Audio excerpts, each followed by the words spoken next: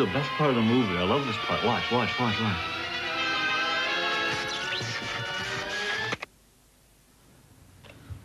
What are you doing? Sorry, guys. Nature calls. Well, good timing.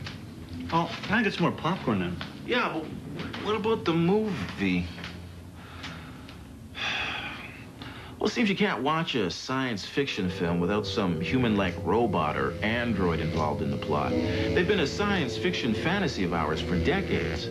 So with all the advanced technology we have today, why don't we have androids? Well, it's not as if we're not trying. Scientists all over the world are attempting to develop a robot that is capable of doing what a human can do and more. There are just a few obstacles to overcome. The funny thing is, the obstacles that are proving so complex are things you and I would consider pretty basic. Here's one of the things we humans do that is very difficult to imitate. Walking. Seems pretty simple, doesn't it? Well, don't be fooled. Walking on two legs is one of the greatest evolutionary balancing acts going. You see, when you're standing still, you're perfectly balanced. To start walking, you actually lean forward until you start to fall over. At exactly the precise moment, you throw one leg out to break your fall. As the heel of that leg hits the ground, your back leg pushes off until all of your body weight is balanced on your big toe. You start falling forward again, and the process starts all over. That's walking.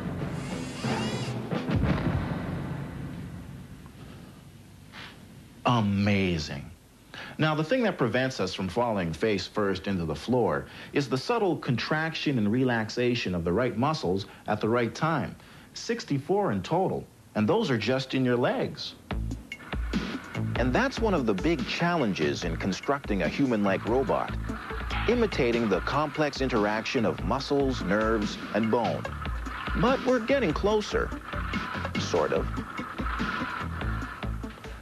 Another pretty basic thing we humans have is actually a direct result of being able to walk on two legs. We have two other limbs that are free to pick things up and manipulate them. Oh, sure, today we have robotic arms that are equipped with attachments that allow them to grasp and manipulate all kinds of objects. And in many cases, they can do it faster and with more precision than any of us could. There's just one major limitation. You see, their movements tend to be very specific and repetitive. I mean, what would happen if you had one of these babies try to shake your hand?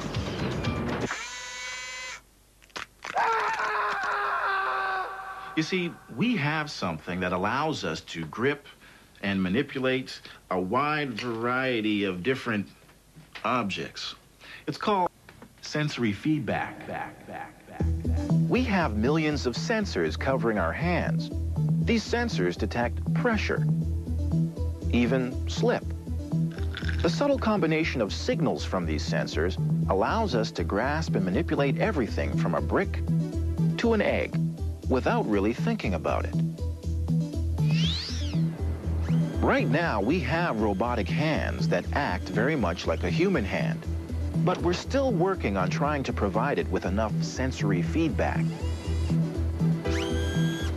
Now, there's one other thing our android needs if it's going to function like us, and that's a brain.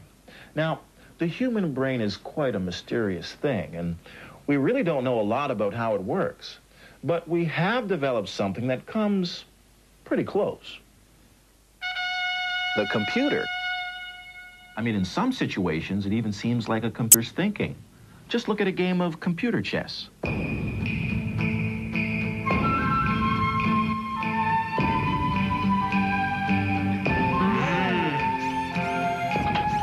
It's like the computer is strategizing, anticipating my every move.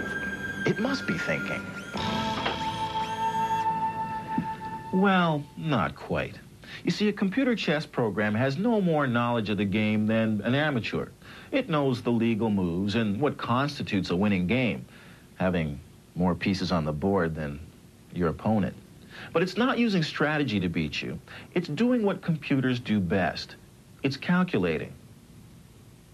In the time it takes you to figure out your next move, the computer has already searched through literally billions of possible moves to find the best one.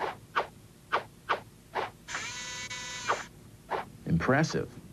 But this technique only works for problems in which the range of possible solutions is limited. I mean, in the game of chess, you only have about 35 legal moves you can use from each board position. But in the game of life, well, there's an almost infinite number of moves you can make. And for today's computer technology, that's just too many possibilities to program. So how do we do it? Well, one of the most important skills we possess is the ability to learn. We're able to change the way we act based on past successes and failures. Not just our own, but other people's as well. On top of that, our brain has the capacity to store what we've learned and apply it to future situations. It's called forethought. So are we ever going to have androids? Well, some experts predict that by the year 2040, we'll have robots that can do what humans can do and more. Which brings up a whole other set of concerns, like how are these robots going to fit into society?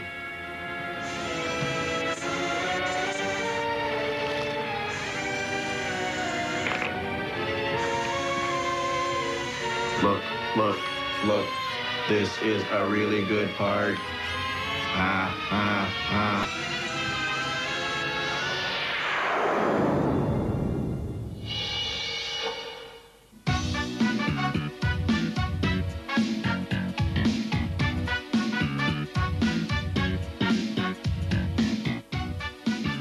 Tomorrow's World, Nix reports on an incredible operation carried out to transplant a tooth into the eye of a blind man. Stay tuned.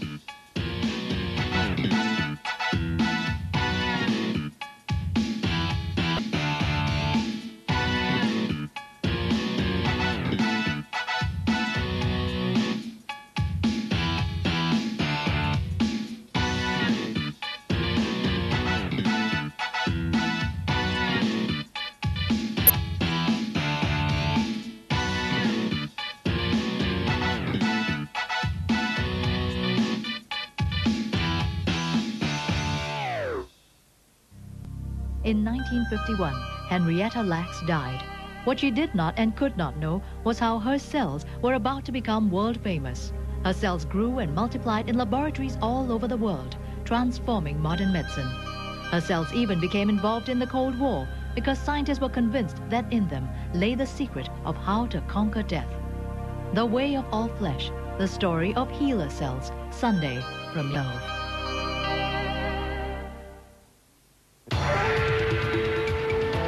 Where the quality always shows, this is Premier 12. Part of the Singapore Television 12 network.